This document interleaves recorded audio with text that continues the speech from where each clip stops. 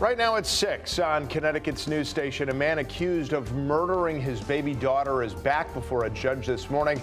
We'll take a look back at the case and what we're expecting to see today. 30 years after an assault weapons ban was signed here in Connecticut, we're taking a look at the efforts to reduce violence involving guns. The deal to raise the nation's debt ceiling, as you heard, has passed the House. It's now heading to the Senate. We'll hear from people on both sides of the aisle who voted yes and no. That's right now at 6. All local, all morning. This is Fox 61, Connecticut's news station. 6 o'clock, good morning. A little cool out there, and I just looked out the window, a little hazy, but I think the heat is going to make a comeback. Yeah. Good morning. We're glad you're starting off your day with us. I'm Erica Arias. And I'm Tim Lammers. Are you ready for the 90s? Because we're getting them today. I love the 90s. Like that show Matt's got, right? I knew you'd like it. I was just going to say, you're channeling your inner Full House, or I don't know, you're Saved by the Bell. Good Family Matters. There you go. Did I do that? Good morning. A little smoke, a lot of heat coming today. Breathe easy out there if you've got respiratory issues. Got some air quality that's questionable, and a few cracks and some rain coming up. Unhealthy ozone. It's not a widespread deal. And I was just saying to Rachel Piscatelli, I don't like maps like this because it kind of tells you, oh, it's not going to be bad in Litchfield, Windham, Tolland counties. It is. Temperatures, especially inland, are going to get up there. And so if you've got troubles dealing with the heat, well, this is not going to be your day, or neither will tomorrow be. Cloud and radar picture is quiet. Still got that same low down to the south. Still not moving in this direction. Temperatures from the upper 40s to the mid 50s, 55 in Hartford, Bridgeport 53 right now in Groton. On the way with a calm wind, so that's why we have a little bit of very, very isolated fog settling in. On the way up to the upper 80s, we're aiming for 90 degrees inland, a few degrees cooler at the shore, so you can get a little bit of relief there.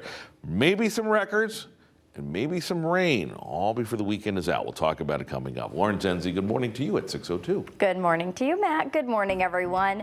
Luckily, no crashes or incidents to get to out on the roadways. In the 5 o'clock hour, 95 northbound down in Stamford was closed. That is reopened and traffic is moving freely. As we bring you out to the map, so we do have some road work to talk about. Over in the Haddam area, Route 9 is going to have some intermittent lane closures between I-95 and Exit 9. So just be mindful of this if you typically travel Route 9, because there is going to be some road work in effect. We also have some road work on I-91 northbound heading into the capital city as we take a live look outside. Right near Airport Road, we're seeing mainly the southbound side over there. Northbound construction is further northbound than the Hartford area as you're moving kind of towards from the Wethersfield into the capital city. So just be mindful of that. If you are heading out the door, it might impact your morning commute. Overall, Route 15 is okay. The Merritt Parkway is great. 95, not so much. We'll check back in on the roads coming up at 6:30. For now, Tim and Erica, I'll send things back over to you. Much. Happening today, the Naugatuck father accused of killing his 11-month-old daughter is expected to face a judge. Christopher Francis Sweeney is expected to enter his plea today in Waterbury Superior Court. In fact, we're expecting it later this morning. Fox 61's Lindsay Kane is here in the studio now with us with more details on this case. Hi, good morning. Well, Francis Sweeney is accused of dismembering and killing his 11-month-old daughter, Camilla, back in November. He's being charged with murder with special circumstances and risk of injury to a child. He'll be in Waterbury Superior Court later this morning, where he is expected to enter his plea to the court. Francis Sweeney was on special parole when he allegedly killed his daughter. Now, police say he removed his court-ordered GPS monitoring device in Waterbury the morning of the murder, which was November 18th. And then the child's mother returned to their home in Naugatuck to find Camilla's body. Francis Sweeney went on the run for around 2 weeks afterwards. A multi-state manhunt drew support from multiple police departments and the FBI, but he was eventually caught at a bus stop in Waterbury. He's now currently being held on suicide watch. He has a lengthy criminal history, including first-degree assault, robbery, and an assault on a public safety officer. Now, in his last court appearances, he only uttered a few words in total to the judge. All his previous court appearances have been very brief, and he's, of course, yet to enter a plea to the court. According to the chief medical examiner, Camilla died of neck compressions and stab wounds. Now, she was dismembered and killed just days before what was her first birthday.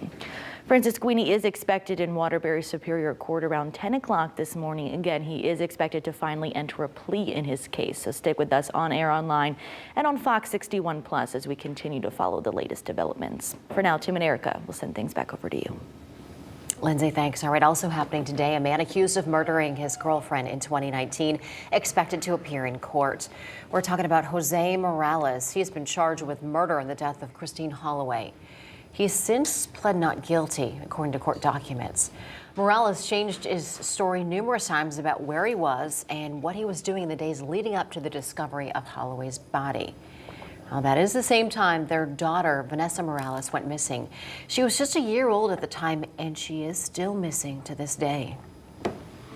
New this morning, part of a ceiling collapsed at the Stamford train station right at the height of the afternoon rush yesterday at 5:30.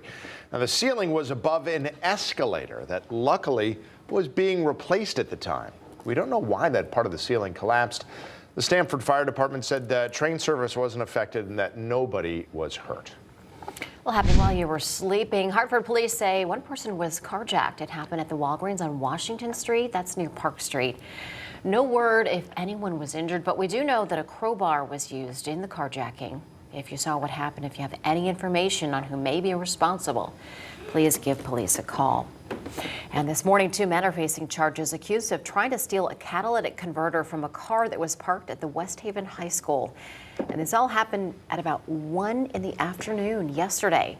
Police say Emmanuel Luna and Charlie Martinez Rojas were seen by a resource officer in the middle of it. Police tell us that they drove off and were seen by responding officers trying to steal 2 more catalytic converters. Well, the pair were eventually arrested and now face charges. New at 6, Shelton police accused 2 teens of robbing a woman of her purse. They said it happened around 3 o'clock yesterday afternoon in the Walmart parking lot on Bridgeport Avenue. Police said they were driving a stolen car when they went up to a 73-year-old woman who was loading groceries, pushed her and took her purse. Now, New Haven police said they arrested the 2 teens a short time later. They are facing robbery and other charges.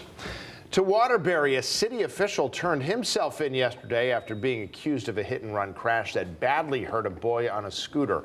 58-year-old John Egan is facing a charge of evading responsibility.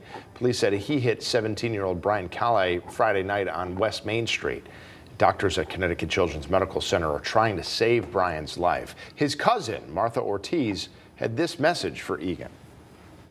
Be a person, be a man, showing up.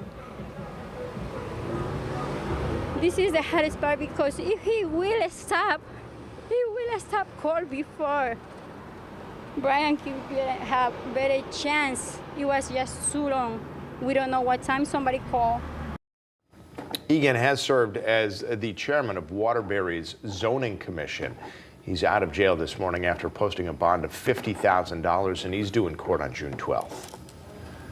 Well, it's been 30 years now since Connecticut's assault weapons ban passed. Oh, Governor Ned Lamont says today he's going to be speaking on how we need to take more steps past that legislation to keep people safe. Fox 61's Brooke Griffin is live outside the Capitol right now ahead of that discussion. Brooke, good morning.